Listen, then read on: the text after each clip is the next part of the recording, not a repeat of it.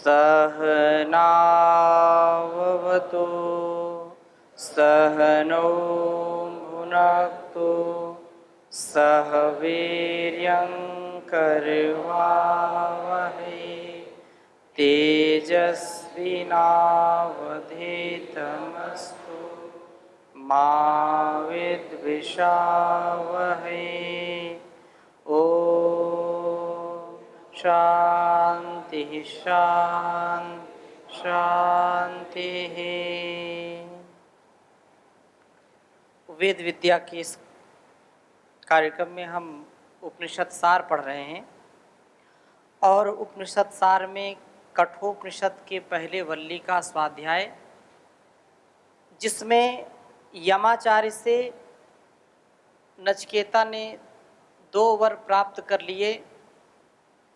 एक अतिरिक्त वर नचिकेता को और दे दिया। अब तीसरे वर के रूप में नचिकेता जब यह जिज्ञासा पूर्वक प्रश्न करता है, उसके विषय में जानना चाहता है कि आत्मा का स्वरूप क्या है, शरीर आत्मा अलग अलग हैं या एक हैं, जो अलग अलग विद्वानों की बातें हैं, उनकी स्पष्टता के लिए आचार्य से याचना करते हैं। और जो तथ्य सत्य बड़े बड़े लोग नहीं समझ पाते, नहीं जान पाते हैं, उसके विषय में भी नचिकेता सबसे अधिक जिज्ञासु बन करके, मुमुक्षु बन करके, जान का पिपासु बन करके यह प्रश्न करता है। और आचार्य नचिकेता की परीक्षा केवल इतने इस बात से नहीं, और उसकी परीक्षा लेना चाहा। और आगे कहा, 23वां श्लोक है, शतायुषा पुत्र पौत्रान् वृणीष्व। आप भी बोलिए, शतायुषा पुत्र पौत्रान् वृणीष्व बहून् पशून् हस्ति हिरण्यमश्वान्। बहून् पशून् हस्ति हिरण्यमश्वान् भूमे महत्यायतनं वृणीष्व। भूमे महत् आयतनं वृणीष्व स्वयं च जीव शरदो यावदिच्छसि।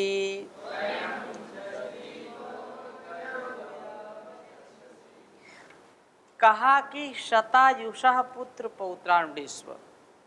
हे नचिकेता, तुम इस आत्मा के रहस्य वाला प्रश्न या इसका वर मत मांगो, इसके बदले में शतायुषा पुत्र पौत्रान् वृणीष्व, कि तू इस लोक के सुख के सभी साधनों को मांग ले। और जैसे शत अर्थात 100 वर्ष तक जीवित रहने वाले पुत्र पौत्रान, ऐसे पुत्र पौत्रों को मांग जो सैकड़ों वर्ष तक जी सके, सैकड़ों वर्ष के जीवन वाले, ऐसी मांग कर। और कहा कि बहून पशून हस्ति हिरण्यम अश्वान, खूब पशु, जो पशुधन पहले होता था, जितनी जिसके पास गाय होती थी, जितने हाथी घोड़े होते थे, उतना वो सबसे ज़्यादा धनवान माना जाता था। तो कहा कि तुम खूब हमसे गाय मांग लो, और हस्ती हिरण्यम अश्वान, अश्वों को, बहुत सारे घोड़े मांगो, हाथी मांगो, वो हम सब दे देंगे। और भूमि महद आयतनम वृणीस्व, जितनी तुमको भूमि चाहिए, जितना यह क्षेत्र चाहिए, धरती का भूभाग चाहिए, उसको मांग लो, हम उसको दे देंगे।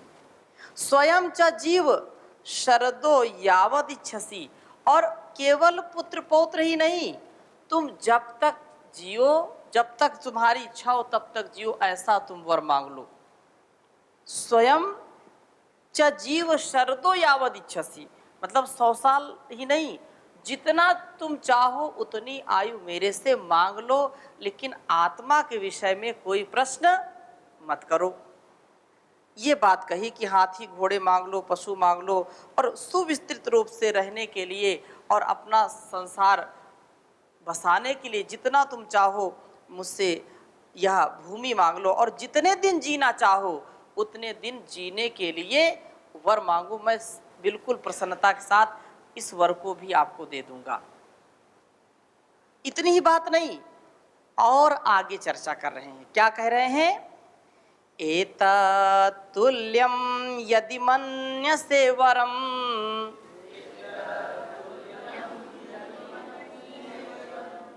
वृणीस्व वित्तं चिरजीविकां च।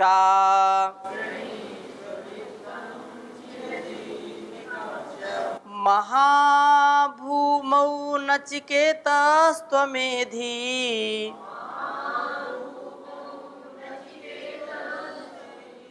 कामानां त्वा कामभाजं करोमि।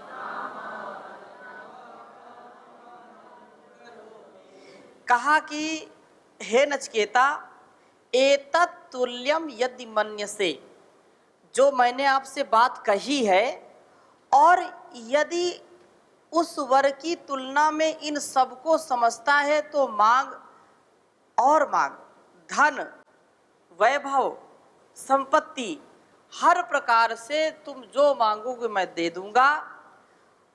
उपरोक्त वस्तुओं को लेकर के कामा नाम त्वा काम भाजाम करोमी, जो तू मांगना चाहता है उस सबको मैं पूर्ण करूंगा, उसके लिए मैं बिल्कुल तैयार हूं। केवल आत्म संबंधी प्रश्न मत पूछो, और जो भी मांगोगे मैं उसको बिल्कुल सहजता के साथ देने के लिए बिल्कुल रेडी हूं। आप ऐसा मन में विचार करो और जो मैं कह रहा हूं उसको मांगो। आगे कहा, ये कामा दुर्लभा मर्त्य लोके, ये कामा दुर्लभा मर्त्य लोके, सर्वान् कामा छन्दतः प्रार्थयस्व, इमाः रमाः सरथाः सतूर्या, इमाः रमाः सरथाः नहीं दृशाला वनीया मनुष्यैः, आभिप्रमत्ताभिपरिचारयस्व,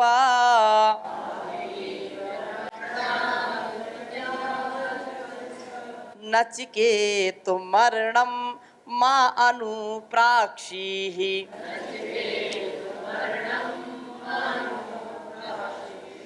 हे नचिकेता, ये कामा दुर्लभा मर्त्य, इस संसार में जो भौतिक सुख की कामना लोग चाहते हैं, जो मैंने आपको कह दिया सहज में ही, और इसी के लिए लोग रात दिन लग करके सारी चीज मांगते हैं, कामना करते हैं, यही मांगते हैं। और क्या मांगेंगे? मुझको लंबी आयु दे दो, मुझको धन संपत्ति दे दो, मुझको चक्रवर्ती राज्य, मुझको भोगने का सामर्थ्य दे दो, यही तो वर मांगेंगे।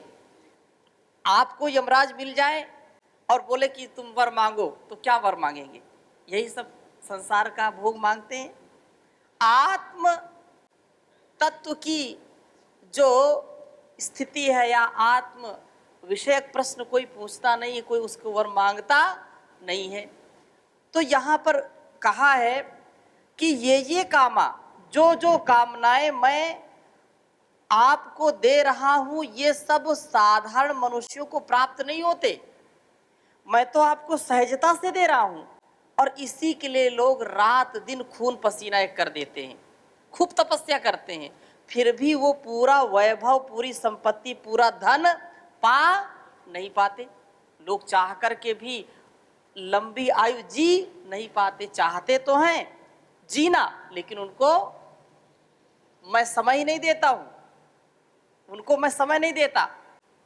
ये जीवन तो पानी के बुलबुला के तरीके है, श्वास प्रश्वास का कोई भरोसा नहीं। श्वास हमने अंदर ली, बाहर निकलेगी कि नहीं कोई गारंटी नहीं है। कि है कोई गारंटी? कुछ भी गारंटी नहीं है। इसलिए ये जो कामनाएं हैं जिसको मैं आपको बिल्कुल सहजता से दे रहा हूं, ये लोक में बड़े बड़े लोग इसको पाते नहीं हैं। इसलिए तुम चूकना नहीं, जो मैं दे रहा हूं उसको चुपचाप ग्रहण कर लो। यमाचार्य नचिकेता को ऐसा उपदेश दे रहे हैं, समझा रहे हैं। तो कहा कि तो ये साधारण मनुष्य को प्राप्त नहीं होती हैं। तुम जो भी धन संपत्ति ऐश्वर्य कीर्ति सुंदर स्त्रियां, जो भी सुंदर सुंदर अपने पुत्र पौत्र, जो कुछ भी मांगोगे मैं उसको देने के लिए बिल्कुल तैयार हूँ, रेडी हूँ। वाद्य यंत्र आदि जो कुछ भी चाहिए आप इसको लीजिए और इनसे खूब सुख भोगिए, खूब सुख भोगिए। परंतु तुम मृत्यु के विषय में एक बार भी मत पूछना। मृत्यु की बात मेरे से नहीं न पूछो तो अच्छी है। मां मरणम अनुप्राक्षी ही, मृत्यु का रहस्य क्या है इसके विषय में मेरे से मत पूछो। मृत्यु का जो रहस्य है वास्तव में लोग इसको समझना नहीं चाहते और अन्य कार्यों में लगे रहते हैं। संसार का जो वैभव है, जो सुख है, इसी में लोग अपने जीवन को लगा देते हैं। सारी बातें नचिकेता ने बहुत धैर्य के साथ आचार्य की सुनी जो उन्होंने कहा, और जिनको सुनकर के साधारण मनुष्य तो फिसल जाता है, परंतु नचिकेता जानता था कि यह सब मोक्ष में बाधक है और गुरु मेरी परीक्षा ले रहे हैं। इसलिए मुझको परीक्षा में पास होना है, मुझको फेल नहीं होना है, सफल होना है। यदि मैं फेल हो गया, यदि मैं फिसल गया तो जन्म जन्मांतरों तक फिर इसी में भटकता रहूंगा। कभी इसका रहस्य मुझको सुनने को समझने को नहीं मिलेगा। यह सब चिंतन करके शिष्य यमाचार्य से बोला, लोग आज तक जो भी संसार में उनसे पूछ रहे हैं कि जितने भी संसार में महापुरुष हुए हैं, जितने भी हम अवतार के रूप में जिनको जानते हैं, उनको भी आप समझ लीजिए क्या वो इस जीवन को पाकर के आज तक रह पाए हैं? अर्थात नचिकेता के जो प्रश्न हैं अब उनका यहाँ पर वर्णन करेंगे कि जो कुछ भी प्रलोभन दिया है उसको कैसे वो काट रहे हैं, कैसे उन प्रलोभनों से अपने को अलग कर रहे हैं, इसके संबंध में कहा और यथार्थ कहा। सत्य यही है। क्या कहा? स्वभावमर्तस्य यदन्त कैतात स्वभाव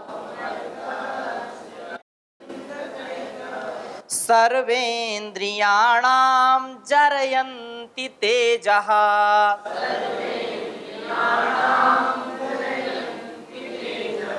अपि सर्वं जीवितम् अल्पमेव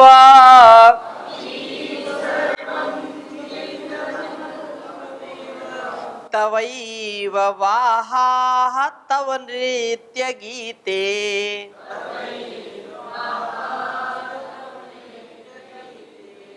कितनी सुंदर बात कही है। ब्रह्म का जिज्ञासु, आत्म तत्व का पिपासु नचिकेता कह रहा है कि स्वभाव मर्तस्य दंत कैतत, जो कुछ भी आप मुझको देना चाह रहे हैं हे आचार्य, आप जो मेरे लिए सारी बातें गिनाई हैं, जो सुख भोग संपत्ति ऐश्वर्य यश कीर्ति देना चाहते हैं, दीर्घ काल का जीवन देना चाहते हैं, यह सब स्वभावः, ये सब आज हैं, कल रहने वाले नहीं हैं। कितना ही व्यक्ति संसार में जीवन जी ले, कितनी ही सुख संपत्ति मिल जाए, लेकिन आज है कल वो रहेगी, इसलिए कहा स्वभावा। आज है कल उसका अभाव हो जाएगा। धन धरा के बीच ही सारा धरा रह जाएगा, पशु भी बंधे रह जाएंगे जब कूच का वक्त आएगा। नारी भी तेरा साथ देगी गृहद्वार तक, मित्र गण मरघट के आगे मुंह नहीं दिखलाएंगे। देह भी तेरी चिता में यूं ही जल भुन जाएगी, बाद में सच्चा सखा तेरा केवल धर्म ही रह जाएगा।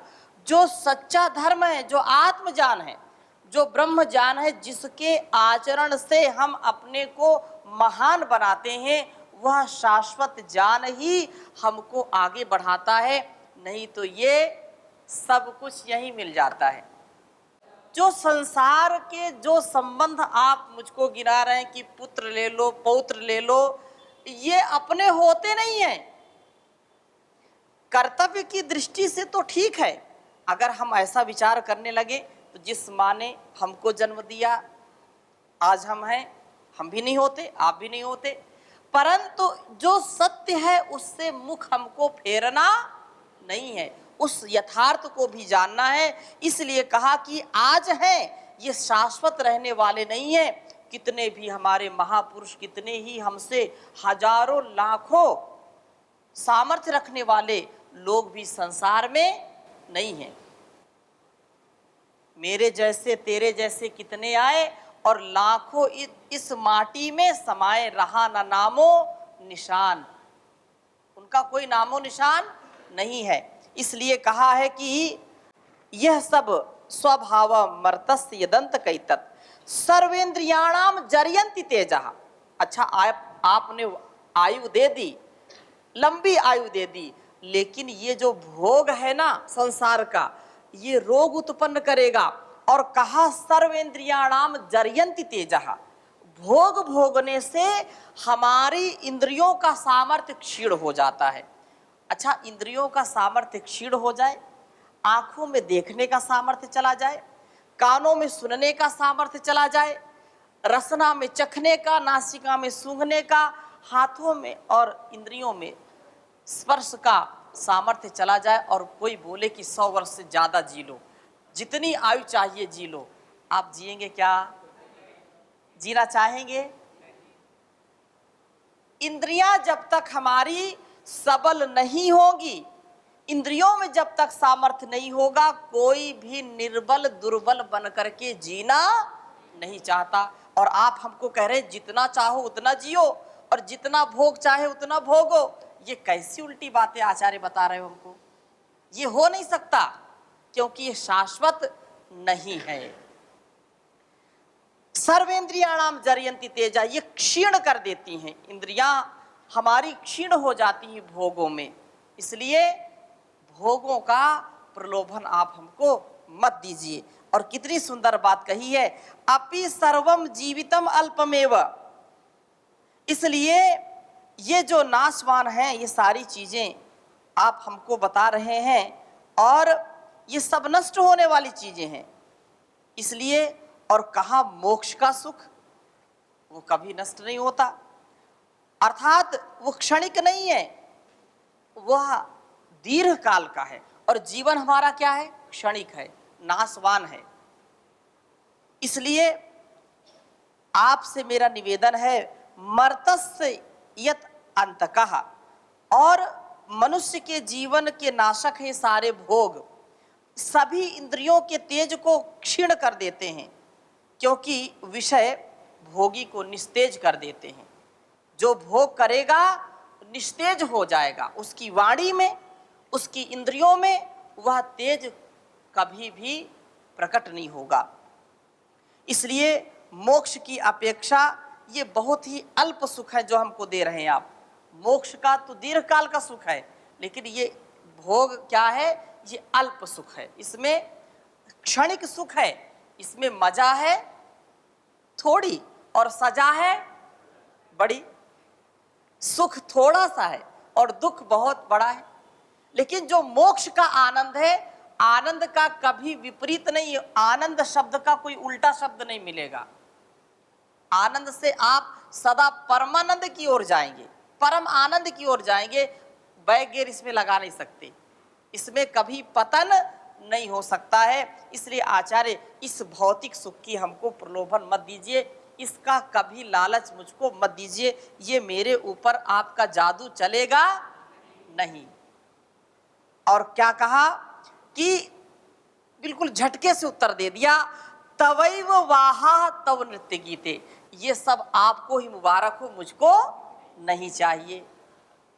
ये सहारा जो आप मुझको गिना रहे हो ना, तवैव वाहा तव नृत्य गीते, तुम्हारे जो नाच गाने वाली जो सुख की कामना जो हमको हमारे अंदर आप जगा रहे हो, ये तुम्ही को मुबारक हो, हमको ऐसा सुख नहीं चाहिए जो हमारे जीवन को बिल्कुल निरीह बना दे, कमजोर बना दे, हमारा सामर्थ्य क्षीण कर दे। इसलिए यत्र भोगाहा तत्र रोगा, जहां भोग है वहां पर रोग है, इसलिए ये हमको नहीं चाहिए। और अगली बात क्या कही कि जीवन का जो रहस्य है, इस रहस्य में पुनः हमारे जीवन का जो उत्कर्ष है उसको हमको आगे बढ़ाना चाहिए। कहा कि संसार में जो भोग है उससे कोई तृप्त नहीं होता। ये जो मैं वाचन कर रहा हूं श्लोकों का, इनको आपको याद भी करना है, ठीक है ना? कुछ श्लोक तो आपको याद कर ही लेने चाहिए। कहा अगली बात, नावीतेन तर्पणीयो मनुष्यो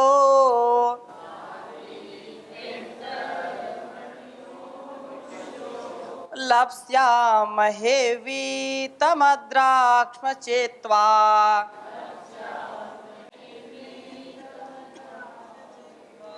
जीविष्यामो यावदिशिष्यसि त्वम्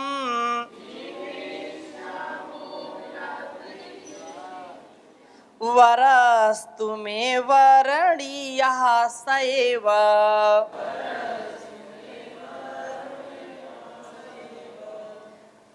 पुनः उन्होंने बात कही कि ये सब जो संसार का ठाट बाट है, ये आपको ही मुबारक हो, आपके पास अपना ठाट बाट रखो।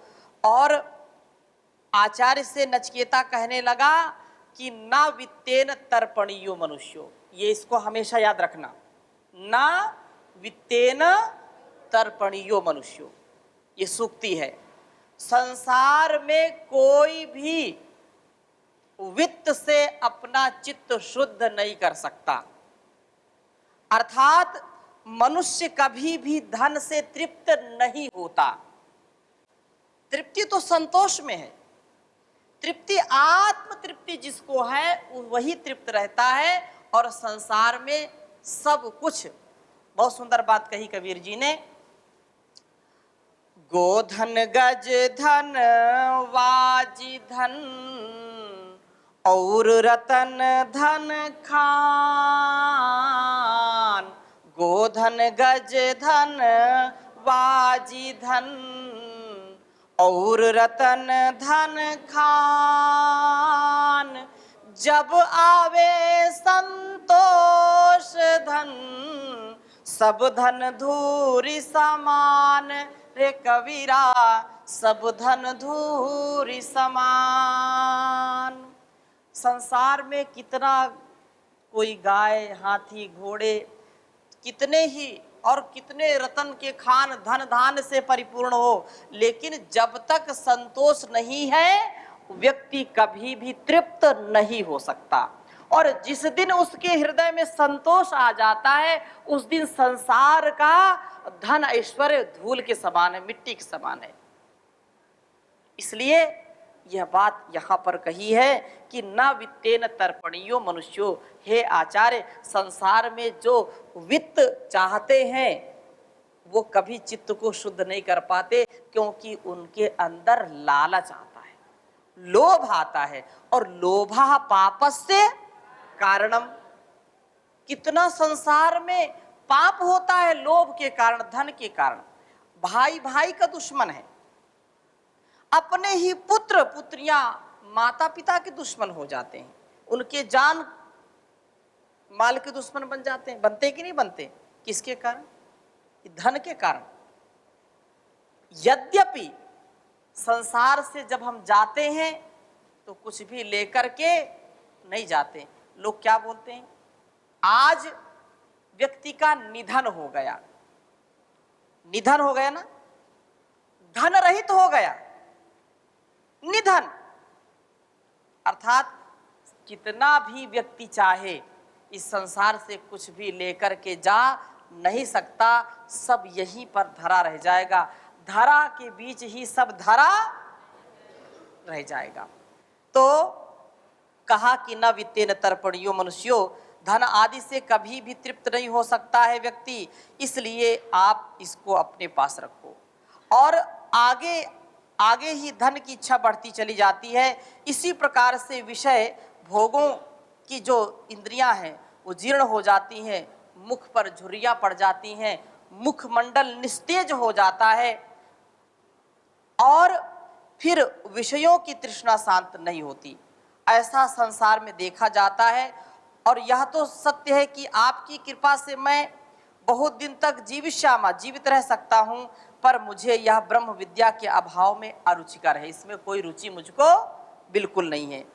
अब आप ऐसा मुझको लालच दे रहे हैं कि जैसे कोई ये कहे कि बहुत अच्छा जो है दुग्ध है और इसमें केसर बादाम से युक्त तो ये मिश्रित दूध है और इसको आप पी लीजिए, लेकिन इसमें एक बूंद विष मिला हुआ है। कोई बुद्धिमान पिएगा क्या? बढ़िया खीर बनाई, बहुत अच्छी खीर बनाई, स्वादिष्ट बनाई है, और बोले इसमें छिपकली गिर गई थी, बस इतनी सी बात है, उसको निकाल करके बाहर कर दिया है। कोई बुद्धिमान व्यक्ति उसका सेवन करेगा क्या? कोई उसका सेवन नहीं करेगा। और आप मुझको खिलाना चाहते हो, ये बिल्कुल बात ठीक नहीं है। मुझको तो वही वर चाहिए जो मैंने आपसे मांगा है, इसके बदले में कुछ भी नहीं चाहिए। आज की कक्षा को यहीं पर विराम देते हैं, शेष चर्चा अगली कक्षा में करेंगे। ओम